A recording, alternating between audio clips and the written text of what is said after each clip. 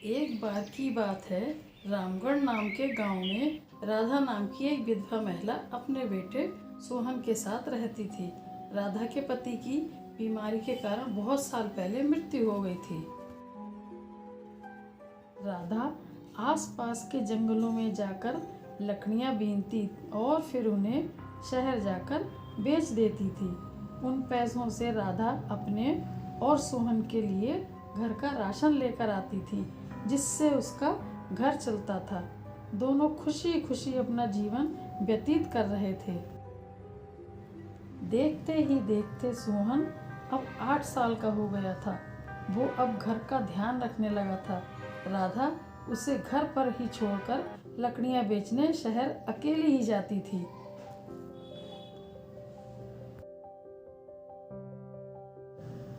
एक दिन राधा को बाजार से आने में देर हो गई। शायद उस दिन उसकी लकड़ियां नहीं बिकी थीं। सोहन को बहुत भूख लग रही थी और वो बड़ी बेसब्री से अपनी माँ का इंतजार कर रहा था। जैसे ही राधा घर पर आती है, सोहन पूछता है, माँ, आज आपको घर आने में इतनी देर क्यों हो गई? जिस पर राधा कहती है, बेटा, आज सारी लकड़ियाँ बिक नहीं पाई और जो बिकी भी थी वो पैसे साहूकार की उधारी में दे दिए। आज खाने को मेरे पास कुछ भी नहीं है।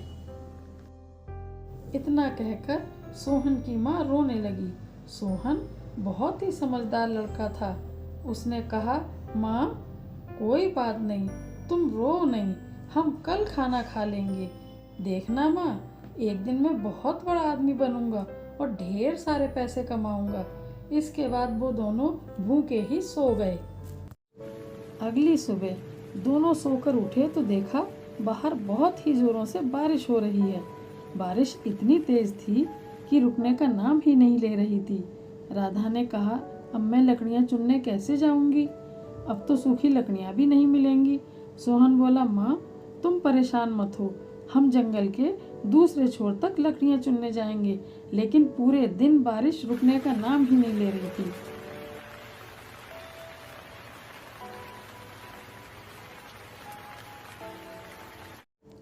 रात होते ही जैसे ही बारिश रुकी तो सोहन बोला, माँ, चलो हम लकड़ियाँ लेने चलते हैं। तब राधा ने कहा, नहीं बेटा, रात को जंगल में नहीं जाएंगे क्योंकि जंगल में शेर रहता है। तो सोहन ने कहा, माँ, अगर हम अभी लकड़ियाँ चुनने नहीं जाएंगे तो फिर कल सुबह उन्हें बेचकर तुम घर का राशन कहाँ से लाओगी? सोहन की बात सुनकर राधा उसके साथ रात में ही लकड़ियाँ चुनने जंगल की ओर निकल पड़ी। सूखी लकड़ियों की तलाश में दोनों जंगल में काफ़ी अंदर तक चले गए।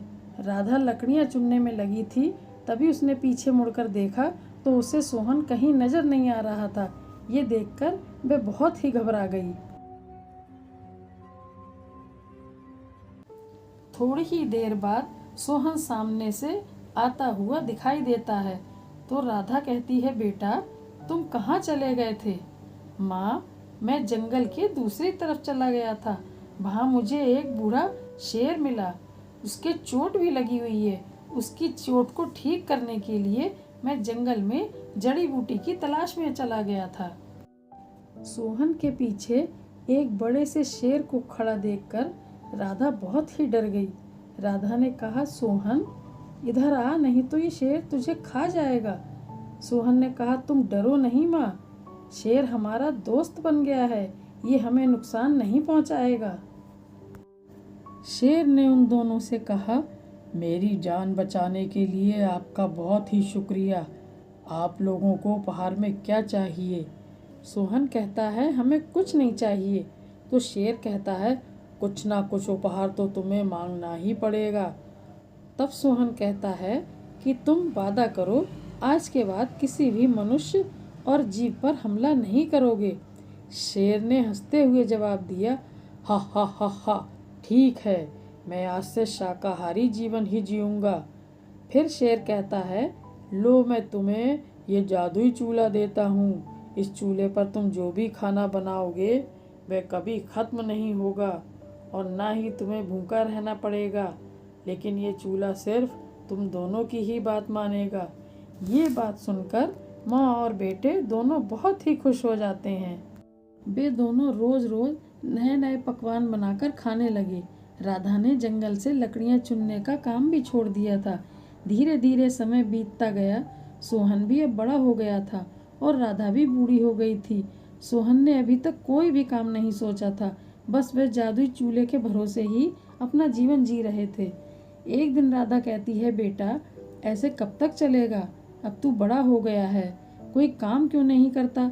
सोहन कहता है, अरे माँ, हमें काम की क्या ज़रूरत है, हमारे पास जादुई चूल्हा है ना। एक दिन जादुई चूल्हा अचानक से गायब हो जाता है। तब सोहन राधा से कहता है, माँ, हो ना हो ये हमारे पड़ोसियों ने ही चोरी किया है, वो हमसे जलते हैं ना। तो राधा कहती है, जैसे जादुई चूल्हा आया था वैसे ही चला गया। अब तो तू शहर जाके कोई काम कर, नहीं तो हम भूखे मर जाएंगे।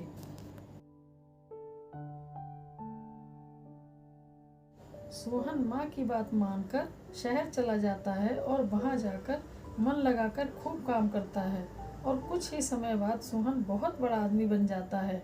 अब राधा और सोहन शहर में एक बड़े से मकान में रहने लगते हैं। सोहन कहता है, माँ, ये सब आपके आशीर्वाद से हुआ है। अगर आप समय रहते मुझे ना समझाते तो हम भूखे मर गए होते। इस तरह दोनों माँ बेटे हंसी खुशी अपना जीवन व्यतीत करने लगे।